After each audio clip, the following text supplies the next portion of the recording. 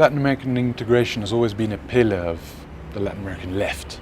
And I think this goes all the way back to the independence, the days of independence, when people such as Bolivar and other independence freedom fighters sustained that without this integration, without this unity, we would be divided, and it would be much easier for imperial and colonial powers in those days, including Britain, to dominate Latin America. This was the Patria Grande dream that Bolivar spoke of so much. It didn't really work out. Latin America became divided, elites started fussing and fighting amongst each other, and many countries were created quite artificially. It's not just a historical dream, it has to do with very concrete things. Without Latin American integration, we compete with each other in a very negative way. We compete, it's a downhill competition. You know, the typical way of competing has been lowering wages, for example, so that your products, in Ecuador bananas, become more competitive than your neighbor's products. So Ecuador and Colombia, just as an example, have been competing, lowering wages for centuries in order to make their exports more competitive. So integration can sort that out by having kind of regional minimum wages.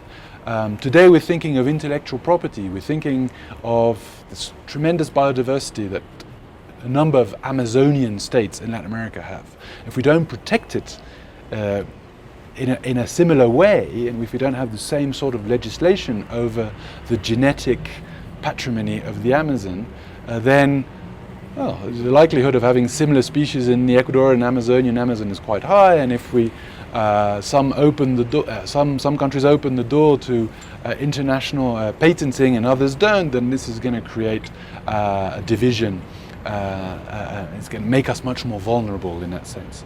And in culture, if we don't circulate through Latin American integration, Ecuadorian, Colombian, Argentine, Mexican cinema, then we will carry on being the victims of Hollywood. There are some good things in Hollywood, but by and large, Hollywood sells the American dream. And if our citizens, if our people are constantly exposed to imperial cultural products, a number of people say that the Cold War wasn't won by Ronald Reagan, but was won by Marilyn Monroe, James Dean, and John Wayne. And I actually believe that those kinds of values and are what, at the end of the day, create cultural hegemony and therefore political hegemony. So Latin American integration for the left is fundamental. The old adage of the British Empire, divide and rule, is very present in our revolutionary process. And if we don't want to be divided, we have to unite. And that's the only way that we'll fight against our historical vulnerability and our peripheral status.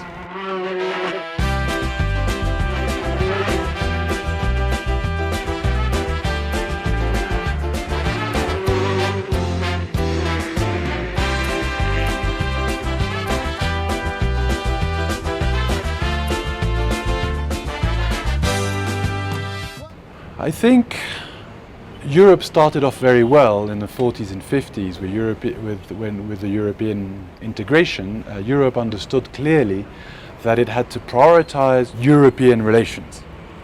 That if it started looking across the Atlantic to the United States or to Japan or to extra-continental powers, European integration would never happen.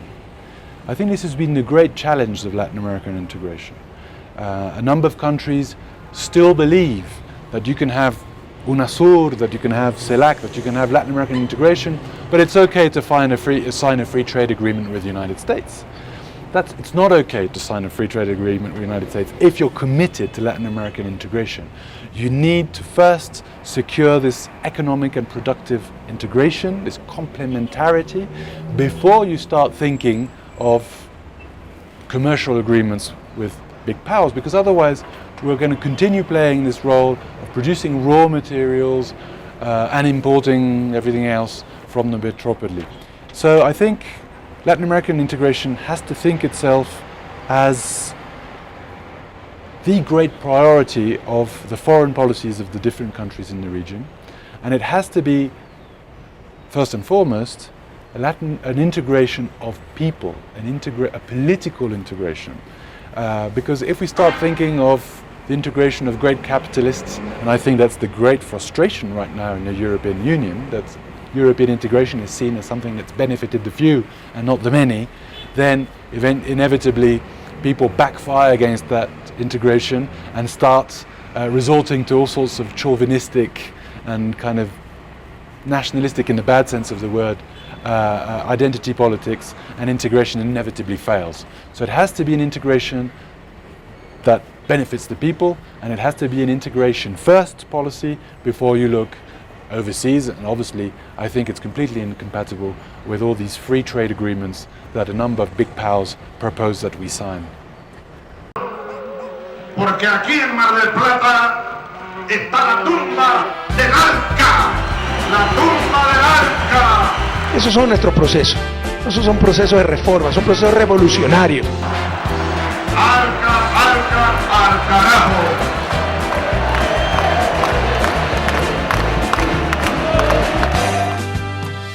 I think the success of this Latin American left tide, what some countries have called the pink tide, we don't call it like that here, but this kind of Latin American renaissance hinges on the fact that it's happened at the same time in a number of countries in Latin America.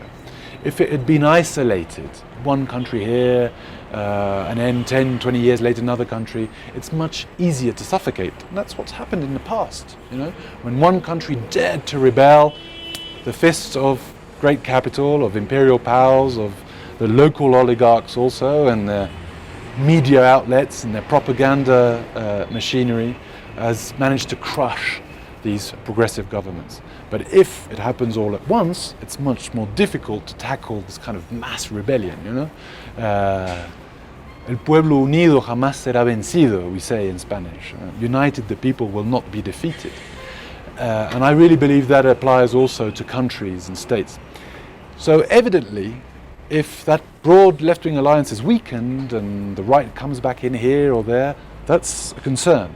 Especially given the fact that the right has a lot of resources, a lot of capital, and that these resources go towards media propaganda campaigns. It finances elections, electoral campaigns of certain candidates with a lot of money behind them to kind of win these elections. It also funds all these kind of marketing gurus who market there's been a lot of marketing of this new right as an okay right, as a right that's not that ideological, that's not that extreme, that's quite centre.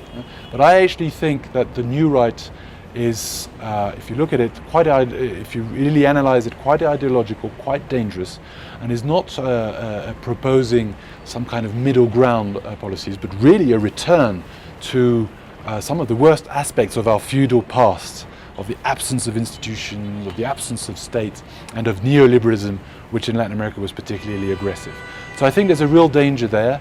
We're worried about Argentina. Argentina is not just a regional player, it's a global player, and it has a lot of clout in the region, and it can be a bad example for the region. So we have to be vigilant more than ever. Our political processes have to be vigilant, and we have to unite the left.